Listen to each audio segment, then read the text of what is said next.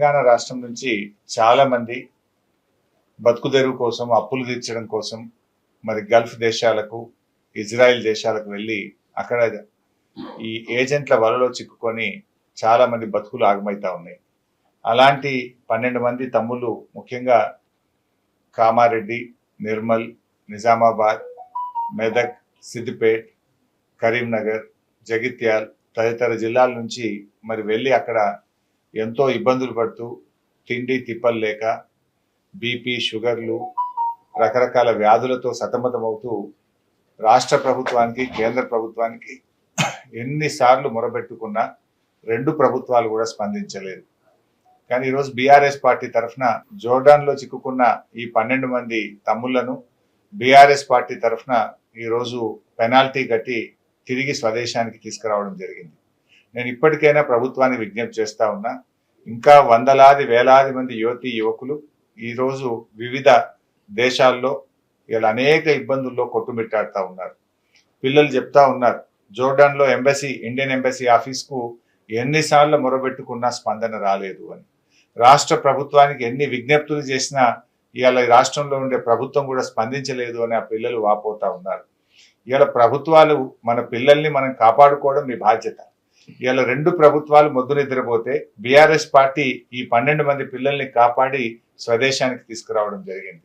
So ఈ 12 మంది గురించి కాదు నేను ఆలోచిస్తున్నది, ఈ 12 మందే కాదు, ఇంకా చాలా మంది పిల్లలు అక్కడ చిక్కుకొని ఉన్నారు. ఇప్పటికైనా రాష్ట్ర ప్రభుత్వము, ఇటు కేంద్ర ప్రభుత్వం స్పందించి ఇలాంటి పిల్లలు, కష్టాల్లో ఉన్నటువంటి భారతీయులను, తెలంగాణ బిడ్డలను తిరిగి స్వదేశానికి తీసుకొచ్చేటువంటి బాధ్యతను, చర్యలు తక్షణమే తీసుకోవాలని చెప్పి నేను రాష్ట్ర కేంద్ర ప్రభుత్వాలను డిమాండ్ చేస్తా ఉన్నా.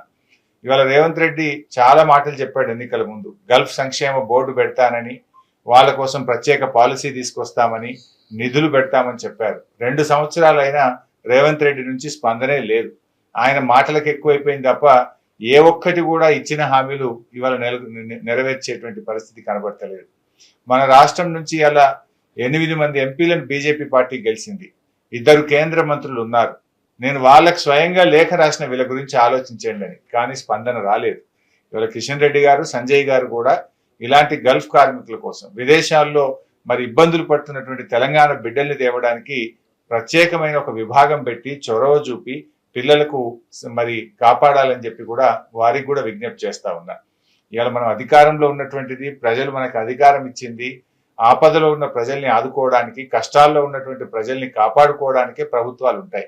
మరి ఎన్నికల ముందు ఇచ్చిన హామీలు గెలిచి మర్చిపోవడం కోసం కాదు, గెలిచిన తర్వాత హామీలను అమలు చేయడం, ఆ ప్రజలకు మేలు చేయడం, ఇచ్చిన ప్రతి మాటను నిలబెట్టుకోవడం అనేటువంటిది మీ కర్తవ్యం, మీ బాధ్యత. దాన్ని ఇలా మీరు మర్చిపోతే ప్రధాన ప్రతిపక్షంగా బీఆర్ఎస్ పార్టీ వీళ్ళందరినీ కూడా ఈరోజు కాపాడి స్వదేశానికి రప్పించడం జరిగింది. ఇక ముందైనా మీరు మేల్కోనండి. ఇలాంటి వాళ్ళు ఎంతో మంది, ఇంకా వేలాది మంది అక్కడ ఇబ్బందుల్లో ఉన్నారు. వారందరినీ కూడా ప్రభుత్వమే స్వదేశానికి